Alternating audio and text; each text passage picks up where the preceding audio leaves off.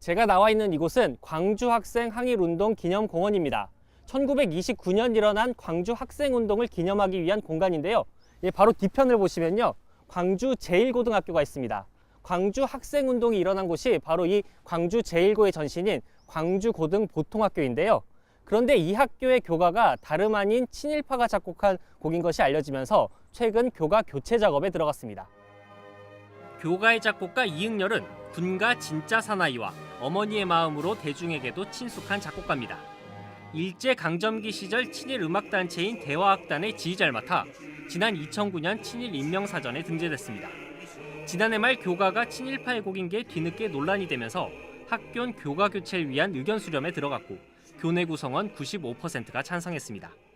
새 교관 이 학교 동문인 임을 위한 행진곡의 작곡가 김종률 씨가 맡고 가사는 학생들이 새로 쓸 예정입니다. 광주학생 독립운동에 시작하는 발원지 학교인데 그런 학교에서 친일파가 작곡한 교가를 부른다는 사실은 역사적 아이러니죠. 우리의 미래를 담는 우리의 교가를 학생들이 작사하고 광주 지역에서 이 학교를 포함해 15개 학교가 친일파가 만든 교가를 올해 안에 교체하기로 했습니다. 광주시교육청도 친일잔재 청산 TF를 꾸려 이들 학교를 지원하고 있습니다. 학교 현장에 친일 잔재를 체계적으로 조사하고 청산을 구체적으로 이렇게 하는 방법을 돕고 또 이것을 정리해서 역사적 자료까지 활용하기 위해서 교육 현장의 친일 잔재 청산 움직임은 광주 시작으로 충청과 울산, 인천 등 전국으로 확산되고 있습니다. 이들 교육청은 교가뿐만 아니라 교목과 동상, 행정용어 등 학교 문화 전반에 걸쳐 청산 작업에 나선다는 계획입니다. 교실에 남아있는, 책 속에 남아있는, 또 말 속에 남아있는 이런 친일 잔재들 또는 일제의 잔재들을 걷어내는 작업들을 꾸준히 해나가면서 지난해까지 고려대와 미곶도로는 인촌로라고 불렸습니다. 그런데 고려대 설립자 인촌 김성수의 친일 행적이 지난해 대법원에서 최종적으로 인정되면서 성북구청이 도로명 교체 작업에 나선 건데요.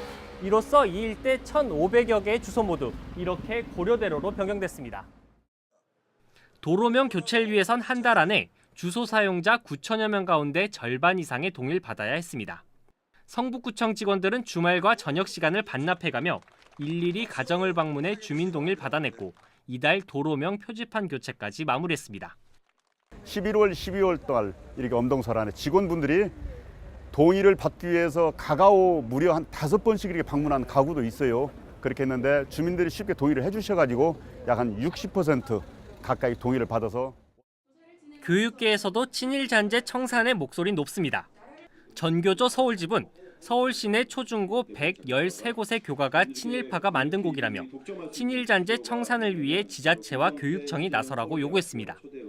교총은 일제식 용어인 유치원을 유아학교로 바꾸자고 제안했습니다. 역시 일제식 용어인 교육감, 교감을 각각 교육청장과 부교장으로 바꾸자는 법안이 국회에 발의되기도 했습니다. 3.1운동 100주년을 맞는 올해 일제의 잔재를 지우기 위한 교육계의 노력들이 성과를 거둘 수 있을지 주목됩니다. EBS 뉴스 송성환입니다.